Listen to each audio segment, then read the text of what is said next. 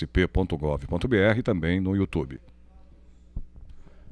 Com a palavra o deputado Castelo Branco. Nobres deputados desta casa, telespectadores da TV Alesp, plateia, muito obrigado pela presença hoje.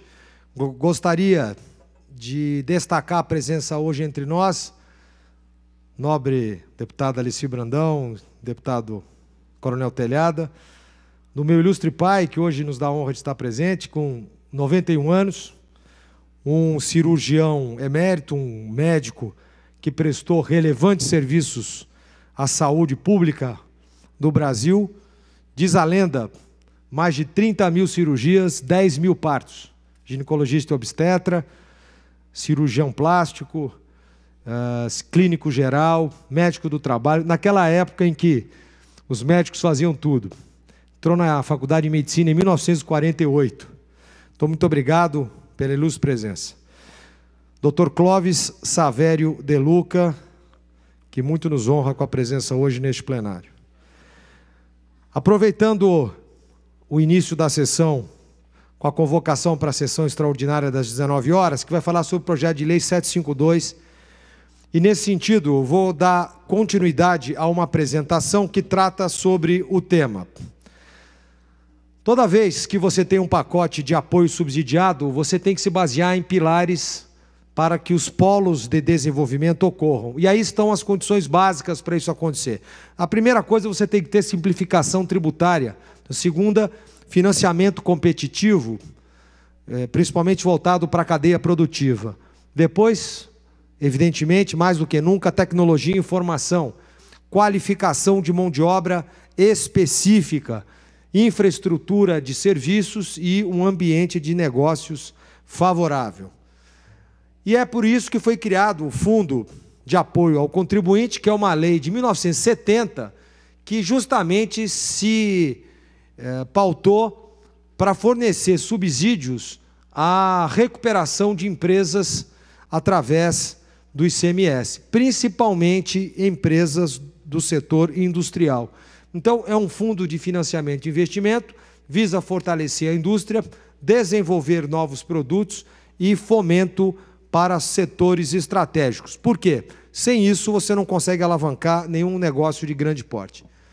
Aqui é um exemplo da necessidade de modernização da indústria automobilística paulística. A planta industrial paulista está ultrapassada, ela não é mais competitiva. Então, para vocês terem uma ideia, o Brasil, apesar de ocupar 0,5% do mercado mundial de carros, ainda é o 18º maior produtor mundial de veículos.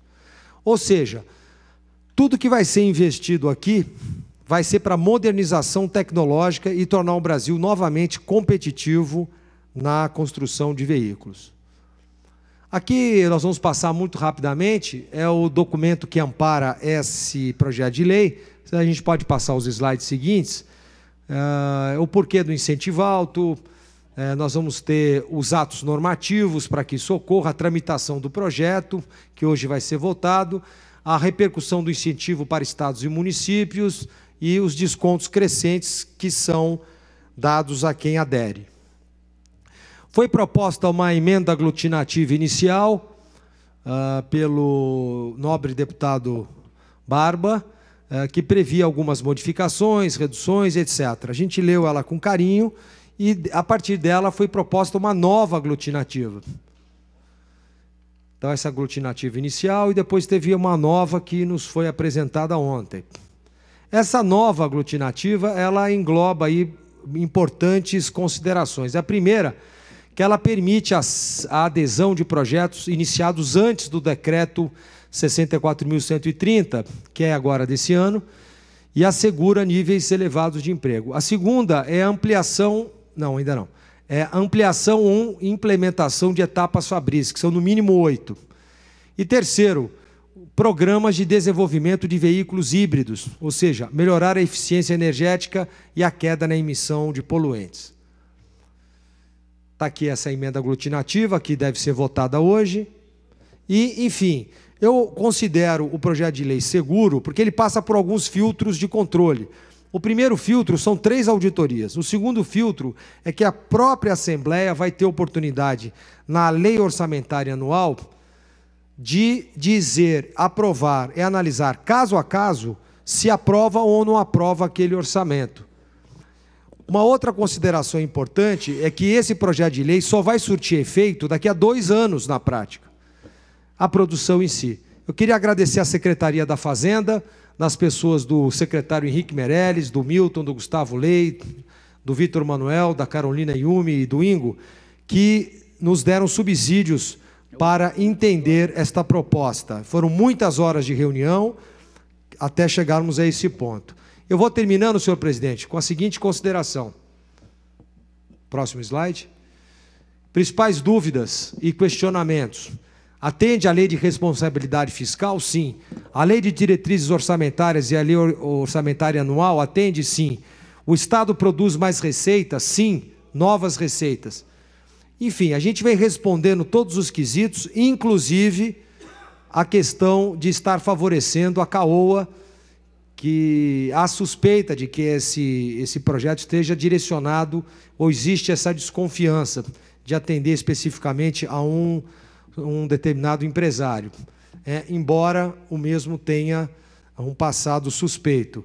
Mas a lei ela é muito maior do que isso, né? Ela está olhando para o futuro, ela está olhando outros investimentos, ela está olhando outras possibilidades, principalmente, finalizando, porque o mercado de automóveis deve passar por grandes e fortes mutações nos próximos anos.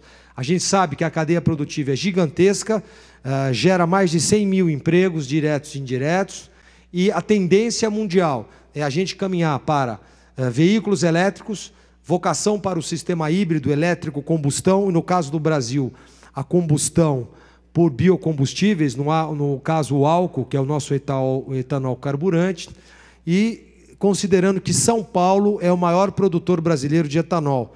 Portanto, a indústria, a tecnologia e a produção estão do lado. E, finalmente, o híbrido flex, que deve ser a tendência de mercado dos próximos anos. Como conclusão, na minha visão, eu não encontrei, tecnicamente falando, nenhum vício processual no contrato, nenhuma inconformidade, nenhum ilícito, nenhuma improbidade administrativa ou qualquer obstáculo à sua implantação. E se isso ocorrer, será uma grande surpresa para mim, porque do ponto de vista teórico, a gente fez uma análise que eu considero boa. Muito obrigado, senhor presidente. Muito obrigado, senhor deputado. Quero aqui também parabenizar